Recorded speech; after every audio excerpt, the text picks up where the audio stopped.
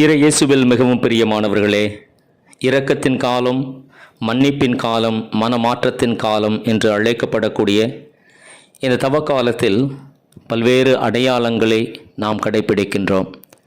ஏனென்றால் இந்த அடையாளத்தின் வழியாக நாம் மனம் மாற அழைக்கப்பட்டிருக்கிறோம். இந்த அடையாளங்களின் வழியாக நாம் கடவுளுக்கும் பிறருக்கும் நெருக்கமான உறவு கொள்ள நாம் அவைகளை கடைபிடிக்கிறோம். அந்த வகையில் நாம் கடைபிடிக்கக்கூடிய அடையாளங்களில் ஒன்று நோன்பு. நோன்பு என்றால் என்ன? எதற்காக நோன்பு பழைய ஏற்பாட்டிலும் இஸ்ரேல் மக்கள் மத்தியிலும் கடைபிடிக்கப்பட்டது? அதே நோன்பை நாம் ஏன் இன்றைய காலகட்டத்தில் கடைபிடிக்க வேண்டும்? அது நமக்கு சொல்லும் பாடம் என்ன என்பதை பற்றி தியானிக்க நான் உங்களுக்கு அழைப்பு விடுக்கின்றேன். முதலாவது, நோன்பு என்றால் என்ன? நானாக மனமுவந்து முன் வந்து உணவுப் பொருட்களையோ தின்பண்டங்களையோ விட்டு விடுவது அல்லது ஒதுக்கி வைப்பது. இதைத்தான் நாம் பெரும்பாலும் நோன்பு என்று அழைக்கின்றோம். இந்த நோன்பானது 2 வகைகளில் கடைபிடிக்கப்படுகின்றது. முதலாவது உடல் நோன்பு, இரண்டாவது உள்ளத்து நோன்பு. இந்த உடல் நோன்பு எதற்காக பழைய ஏற்பாட்டில் கடைபிடிக்கப்பட்டது என்பதை விவிலிய வாசகங்கள் அடிப்படையில் நாம் தியானிப்போம். முதலாவது உடல் நோன்பானது பாவத்திலிருந்து மனமாற்றம் பெறுவதற்காக கடைபிடிக்கப்பட்டது. யோனா புத்தகம் 3வது அதிகாரம் 4 முதல் 5 வரை உள்ள இறை வார்த்தைகள் இவ்வாறு சொல்லுகின்றது.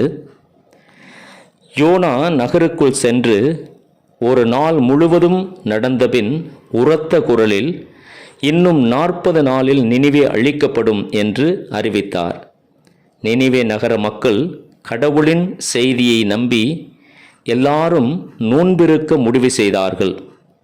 பெரியோர் சிறியோர் அனைவரும் சாக்கு உடை உடுத்தி கொண்டனர். பாவத்தினால் வரும் சாவை தவிர்ப்பதற்கு நாங்கள் மனமாற்றம் பெற்றுவிட்டோம் என்பதை வெளிப்படையாக அறிவிப்பதற்கு நினிவே நகர மக்கள் நோன்பை மேற்கொண்டார்கள். இரண்டாவது, அன்புக்குரியவர்களே, இந்த உடல் நோன்பு நம்முடைய ஆசையை விருப்பத்தை கட்டுப்படுத்த கற்றுக்கொள்ளும் ஒரு கருவியாக பயன்படுத்தப்பட்டது. நமக்கு சுவை தரக்கூடிய உணவும் நம்முடைய உணர்ச்சிகளை பல நேரங்களில் தூண்டி எழுப்பக்கூடிய இறைச்சியும் நமக்கு தேவைப்படுகின்ற ஒன்று. ஆனால் எல்லா நேரங்களிலும் நம்முடைய நாக்கு இவைகளை தேடி அலைகின்றது. ஆனால் நம்முடைய சுவையை வைத்து, நம்முடைய உணவை அடிப்படையாக வைத்து நம்முடைய வாழ்வு அமைவதில்லை என்பதை உணர நாம் நம்மையே கட்டுப்படுத்த கற்றுக்கொள்ள இந்த நோன்பு பயன்படுத்தப்பட்டது. மூன்றாவதாக, அன்புக்குரியவர்களே, உடல் நோன்பு கடவுளோடு நெருக்கமான உறவு கொள்ளவும் கடைபிடிக்கப்பட்டது. விடுதலை பயண நூல் 34வது அதிகாரம் 28வது இறை வார்த்தை இவ்வாறு சொல்லுகிறது. மோசே சீனாய் மலையில் 40 பகலும் 40 இரவும் ஆண்டவருடன் இருந்தார். அப்போது அவர் அப்பம் உண்ணவும் இல்லை, தண்ணீர் பருகவும் இல்லை. 10 கட்டளைகளை அவர் பலகையின் மேல் எழுதினார். கடவுளோடு நெருக்கமாக இருப்பதற்கு கடவுளுடைய விருப்பத்தை அறிந்து அதை 10 கட்டளைகளாக எழுதுவதற்கு மோசேக்கு நோன்பு தேவைப்பட்டது. நான்காவதாக, வேண்டுதலை நிறைவேற்ற நோன்பானது உடல் அளவில் பழைய ஏற்பாட்டில் கடைபிடிக்கப்பட்டது. ஒரு மாணவனோ மாணவியோ தேர்வை நல்ல முறையில் எழுத வேண்டும், அவர்கள் எதிர்பார்த்த அளவு அதிக மதிப்பெண்கள் கிடைக்க வேண்டுமென்றால் ஏதோ ஒரு வகையில் நோன்பு இருந்து அவர்கள் வேண்டுதல் வைக்கிறார்கள். அதேபோல் ஓட்டப்பந்தயத்தில் ஒரு வீரனோ வீராங்கனையோ நல்ல முறையில் ஓடி வெற்றி பெற வேண்டுமென்றால் நோன்பின் வழியாக ஒரு வேண்டுதல் வைக்கிறார்கள்.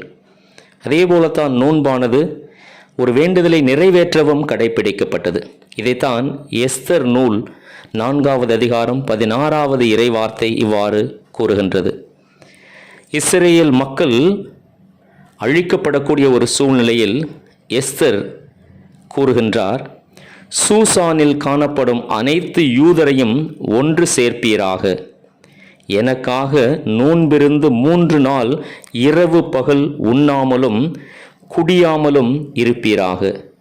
நானும் என் செவிலியரும் அவ்வாறே நோன்பிருந்தோம் என்று.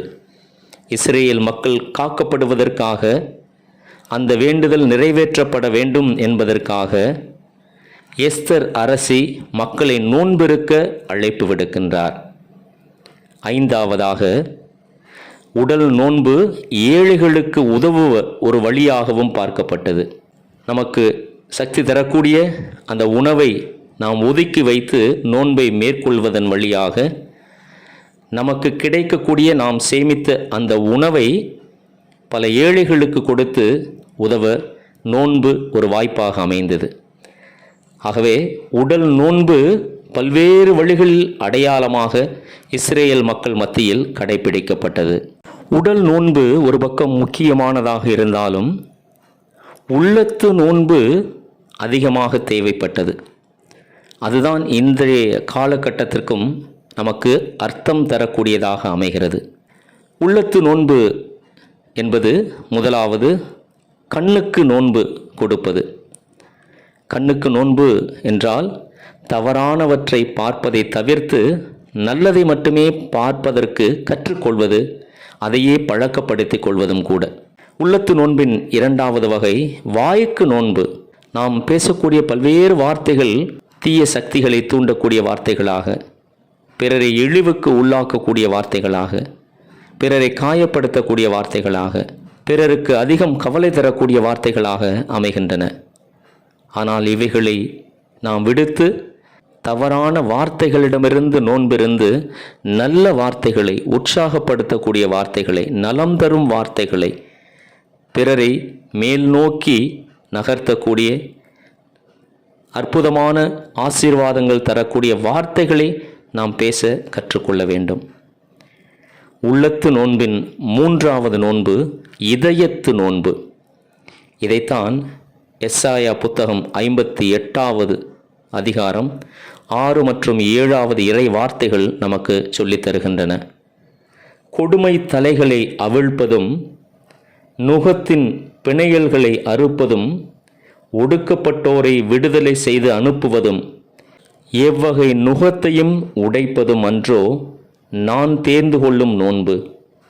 பசித்தோருக்கு உங்கள் உணவை பகிர்ந்து கொடுப்பதும் தங்க இடமில்லா வறியோரை உங்கள் இல்லத்திற்கு அழைத்து வருவதும் உடையற்றோரை காணும்போது அவர்களுக்கு உடுக்க கொடுப்பதும் உங்கள் இனத்தாருக்கு உங்களை மறைத்து கொள்ளாதிருப்பதும் அன்றோ நான் விரும்பும் நோன்பு.